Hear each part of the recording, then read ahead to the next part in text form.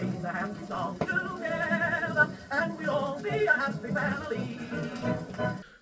Right, hi and welcome back to the channel. So we're looking again at this Theremin project and trying to make these coils up. Now I have the component list, and these coils are to be 50 to 300 microhenries adjustable coils. So I have the ferrite rods, which I cut in a previous video into 4 pieces to give me the 4 cores. Then I have purchased some of this tubing. I had to buy a whole lot, all different sizes. There are 4 of this 10mm size, which is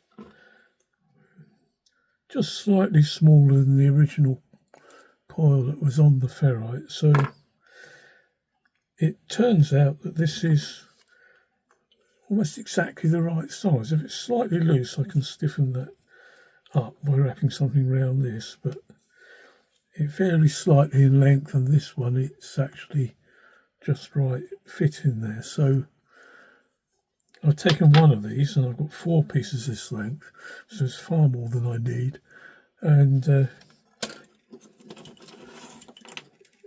cut it into 3-inch lengths. Now that's going to be 4 of those, which are longer than I need, so that's fine. When it comes to having finally assembled the coil on here, I then need to make some sort of base for each one that will enable me to make connections to it easily. So the next stage really was to test it, and I've got I think it's 0.5mm wire, and I've got 100 turns, approximately 100 turns. I've wound by hand onto one of the cores here. Now at the moment there's no core in it at all, so if we test that to see what we get,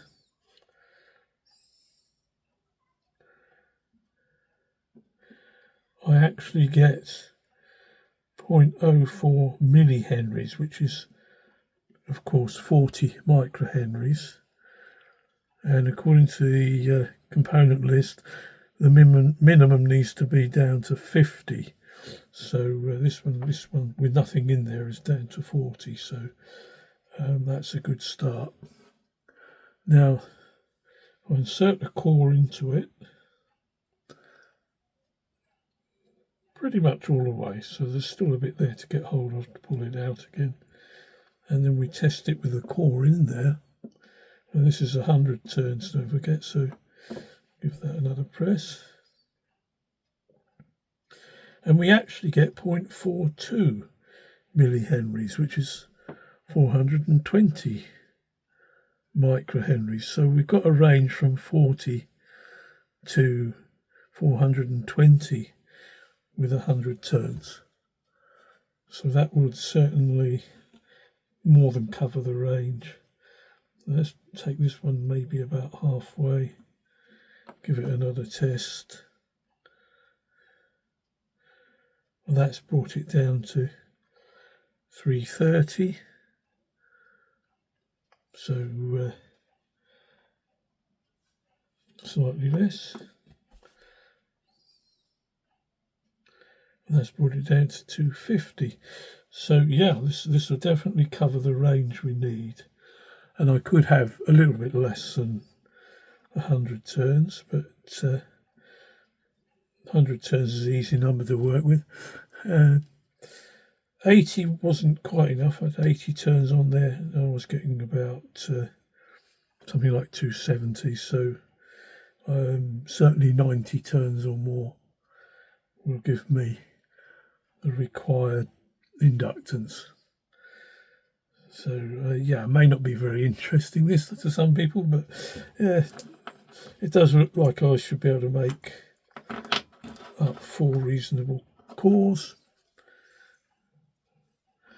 And I will have use for these other tubes because we do quite a bit of model work, railway models and things like that, and I'm sure they'll come in for that. So we just got to find something now to make the bases and drill some holes, and it won't be very exciting, but once I've got the coil assembled, then I'll be able to come back and do a quick show of that as well.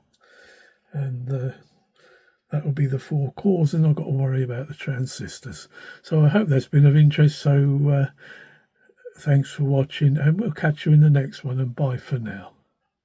Sing the happy song together, fill the air with harmony. Sing the happy song together, that's the song to choose. For pushing away the blues, keep the heartstrings throbbing, there's a good time coming. It will keep on humming a melody.